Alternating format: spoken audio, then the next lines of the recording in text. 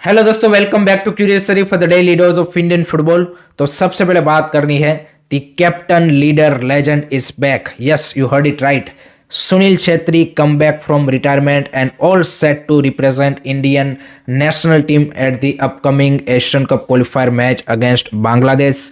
Official announcement AIFF की ओर से हो चुका है एंड हमारे नेशनल टीम के जो हेड कोच है मनोल मार्केस, उन्होंने भी बोला कि हमने उनसे रिक्वेस्ट की कि this Asian cup क्वालिफायर्स is very important for the Indian national team and उन्होंने उस रिक्वेस्ट को एक्सेप्ट कर लिया है।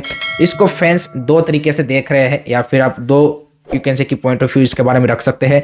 For short term it's a good decision because Asian cup qualifier is a must for our national team, particularly जो पिछले 2 साल में हमारी टीम की एशियन कप में या फिर वर्ल्ड कप क्वालिफायर में परफॉर्मेंस रही है। उस पॉइंट ऑफ व्यू से देखें तो एशियन कप तो क्वालिफाई करना ही चाहिए, अदरवाइज एक बड़ा सेटबैक हमें इंडियन फुटबॉल को यहाँ पे आगे जाके झेलना पड़ सकता है। तो short term point of view से it's a good decision and also उसका फॉर्म भी आईएसएल में ऐसा है कि भाई वो डिजर्व करते हैं। अगर आप purely on merit of performance भी देखें तो अभी वो डिजर्विंग है। ऐसा नहीं है कि सिर्फ बड़ा नाम थे और आपके पास कोई स्ट्राइकर अभी अच्छा नहीं था इसलिए आपने पिक कर लिया, उनका फॉर्म भी उसको जस्टिफाई कर रहा है। So for short term it's a good decision, but for a long term obviously it's not a positive और प्रोग्रेसिव यू कैन से की डिसीजन, बिकॉज यहाँ पे 30 शोज की भाई एक 40 साल के प्लेयर को आपकी नेशनल टीम को रेस्क्यू करने आना पड़ रहा है और आपके पास कोई ऐसा सिस्टम, कोई ऐसा सप्लाई चेन आप नहीं क्रिएट कर पाए हो कि आपको यहाँ पे उस लेवल का भी प्लेयर आप प्रोड्यूस कर पाए। So this shows the Indian football's dire situation and reality and कहीं ना कहीं उसको एक्सपोज करता है।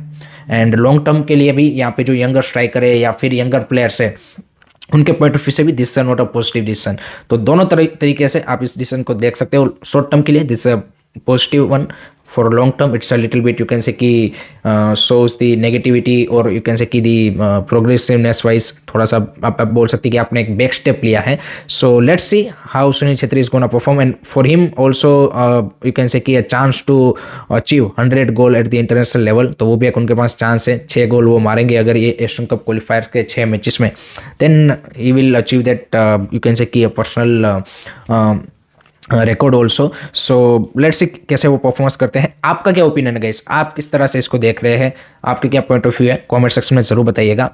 उसी के साथ मनोलो मार्केस ने इंडिया की जो upcoming Asian cup qualifier match against Bangladesh and 19 मार्च को जो मालदीव्स के सामने फ्रेंडली है उसके लिए 26 मेंबर की स्क्वाड अनाउंस की है, जिसमें बड़े सरप्राइज उन्होंने दिए है obviously, and biggest one is Sunil Chhetri's comeback. But उसी के साथ हमारे जो वन ऑफ द कैप्टन थे गुरप्रीत सिंह संधू, उसको यहाँ पे नेशनल टीम से ड्रॉप कर दिया गया है। So that's a big call from Manolo Marquez side.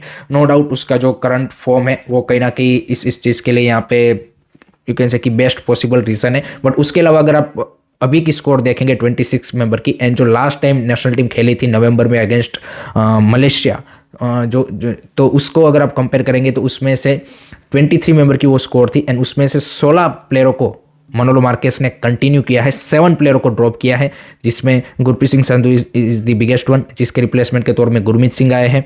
Backline में जय गुप्ता को ड्रॉप कर दिया गया है, जिसकी जगह पे सुभाषिस बोस की वापसी हो चुकी है।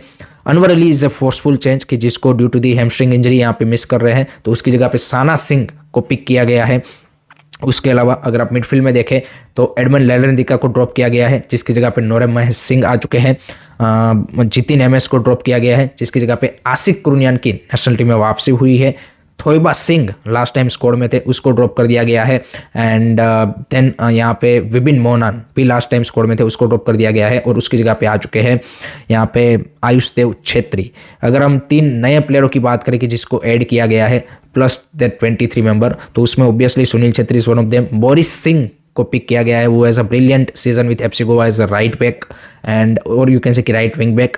And another one is Ashish Rai भी यहाँ पे लास्ट टाइम स्कोर में नहीं थे, तो उसकी जगह बन चुकी है। सो इस तरह से टीम का कॉम्बिनेशन आपको देखने को मिल रहा है। ब्राइसन फर्नांडिस इज अनदर प्लेयर की जो फर्स्ट टाइम नेशनल टीम में कॉल अप आ रहा है, डिजर्विंग वन। आई थिंक जिस तरह की परफॉर्मेंस उनकी रही है एंड कहीं ना कहीं एक्सपेक्टेड था कि उनको भी ये कॉल अप आ जाएगा। So this is the combination. No doubt काफ़ी सारे फैंस थोड़े से यहाँ पे अनहैप्पी होंगे कि भाई कपल ऑफ प्लेयर्स की जो यंगस्टर है जैसे कि इजाक हो गए, पीवी विष्णु हो गए, डेविड लालसंगा हो गए, या फिर इस तरह के प्लेयर को भी वो एक्सपेक्ट कर रहे थे कि शायद उनको कॉल अप आए। बट आपके पास एक लिमिटेशन भी है, 26 मेंबर ही आपको पिक करना है। So you have to have drop couple of players. But let's see जो मनोलो मार्केस ने प्लेयर पिक किए हैं क्या वो यहाँ पे उस तरह की परफॉर्मेंस दे पाते हैं, then this course selection will be justifiable. Otherwise obviously उनके सामने भी वो क्वेश्चन रेस होंगे होंगे। एंड फ्रंट लाइन में स्ट्राइकर पे सुनील छेत्री, इरफान एडवर्ड, फारूक चौधरी यहाँ पे है। सो लेट्स सी वो कैसे परफॉर्मेंस देते। राइट साइड पे मनवीर चांगते हैं। So overall balance squad, I would say experience, current form को भी थोड़ा सा उन्होंने कंसिडरेशन में लिया है, जिसके थ्रू आप देखिए कि ब्राइसन और उन सब की जगह बनी है आयुष देव छेत्री की। So it's gonna be exciting one. आपके क्या थॉट्स है, आप इस स्क्वाड को कितना रेट करते हो, कमेंट सेक्शन में ज़रूर बताइएगा। नेक्स्ट उसके बाद बात करनी है मेघालय गवर्नमेंट के बारे में, बिकॉज रिसेंटली उन्होंने कुछ बड़े अनाउंसमेंट फुटबॉल डेवलपमेंट के लिए अपने स्टेट में किए हैं। उनके जो सीएम है कॉनराड सांगमा, उन्होंने रिसेंटली जो उनका स्टेट का बजट प्रेजेंट किया, उसमें फुटबॉल के इंफ्रास्ट्रक्चर एंड ओवरऑल डेवलपमेंट के लिए कुछ बड़े अनाउंसमेंट किए हैं। एंड वो चाहते हैं कि मेघालय को वो फुटबॉल कैपिटल ऑफ इंडिया बनाए आगे आने वाले सालों में। और नेक्स्ट 3 ईयर्स के लिए 1900 करोड़ का इन्वेस्टमेंट उन्होंने अनाउंस किया है, जिसमें 732 करोड़ का एक मेखवामनु में एक स्टेडियम भी वो बिल्ड करने जा रहे हैं, 40,000 कैपेसिटी का proper football dedicated stadium. So that's a big announcement from their side. उसके अलावा कपल ऑफ यहाँ पे आर्टिफिशियल टर्फ्स भी बनाने वाले, 25 140 ग्रास रूट सेंटर बनाने वाले हैं। 10 करोड़ उन्होंने एलोकेट किए हैं to chief minister football mission की, जहाँ पे उनके जो स्टेट के प्लेयर्स हैं उनको एक्सपोजर टूर और वो सारी चीज़ें दी जाएगी। So Meghalaya government is doing a brilliant job to, you can say कि डेवलप इंडियन फुटबॉल एंड उसमें कंट्रीब्यूट करने के लिए। आप देखिए रिसेंटली उन्होंने जो जैन स्टेडियम शिलोंग है उसको भी रिनोवेट किया है। So they are investing and making a proper progress. North east के साथ उन्होंने एकेडमी बनाने के लिए भी यहाँ पे क्या बोलते हैं कि MOU साइन किया हुआ है। So I think we need a more states like Meghalaya की जो इस तरह की इंडियन फुटबॉल या फिर फुटबॉल में यहाँ पे इस तरह का इन्वेस्टमेंट करे। उसी के साथ ओडिशा गवर्नमेंट ने भी रिसेंटली, जो उनके सीएम है, उन्होंने यहाँ पे अनाउंस किया है कि जो कलिंगा फुटबॉल कप है, जो कि बिजू पटनायक ने 1962 में स्टार्ट किया था एंड लास्ट टाइम 2016 में ऑर्गेनाइज हुआ था, उसको उन्होंने रिवाइव करने का अनाउंसमेंट कर दिया है, जो कि football association of Odisha and sport Odisha दोनों की ओर से यहाँ पे साथ ही में ऑर्गेनाइज होने वाला है। सो ओडिशा इज अनदर स्टेट की जो स्पोर्ट्स में एंड पर्टिकुलरली फुटबॉल में उनका अच्छा कॉन्ट्रीब्यूशन रहा है। सो इस तरह के स्टेट्स अगर ज़्यादा से ज़्यादा यहाँ पे इस तरह की इन्वेस्टमेंट करेंगे, then definitely it's a good for Indian football. आपके क्या थॉट्स है बता दीजिएगा कमेंट में। नेक्स्ट उसके बाद बात करनी है ISL मैच के बारे में। तो कल खेले गए मैच में भाई हैदराबाद FC को पंजाब FC ने 3-1 से हरा दिया है and it was a completely dominating performance from Punjab FC side, जहां पे it was more special because couple of youngster stepped up in this match, जिसमें आप देखें Mohammed Suhail as a brilliant game.